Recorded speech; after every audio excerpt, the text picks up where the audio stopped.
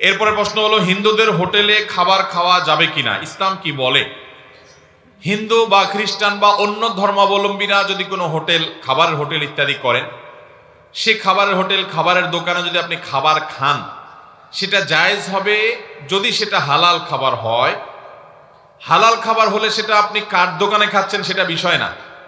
হারাম খানা যদি হয়, সেটা ইমাম সাহেবের বাসায় বসেও খান, তাও সেটা কি হবে?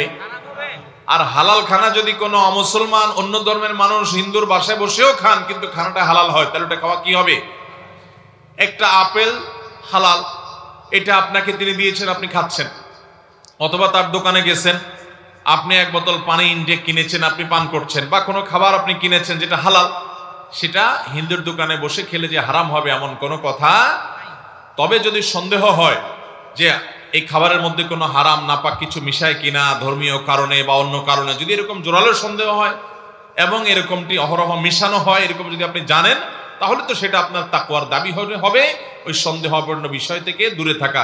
দামা ইউরিবুকা ইলা মা লা ইউরিবুকা, হাদিসে আসছে, যেটা সন্দেহপূর্ণ ওইটাকে তুমি পরিহার করো, সন্দেহ মুক্তটা তুমি গ্রহণ করো, সেটা আপনি অবশ্যই চেষ্টা করবেন। কিন্তু আপনি মুসলমানের দোকানে খান আর হিন্দুর দোকানে খান, মূল দেখতে হবে যে আপনার খাবারটা হালাল কিনা, সে হারাম দিচ্ছে কিনা, বা আপনি হারাম টাকা দিয়ে কিনে খাচ্ছেন কিনা, এটা হলো মূল বিষয়। যেটা খাচ্ছেন সেটা যদি হালাল হয়, তাহলে কোথায় বসে খাচ্ছেন এটা ম্যাটার না, ওটা আপনি খেতে পারেন।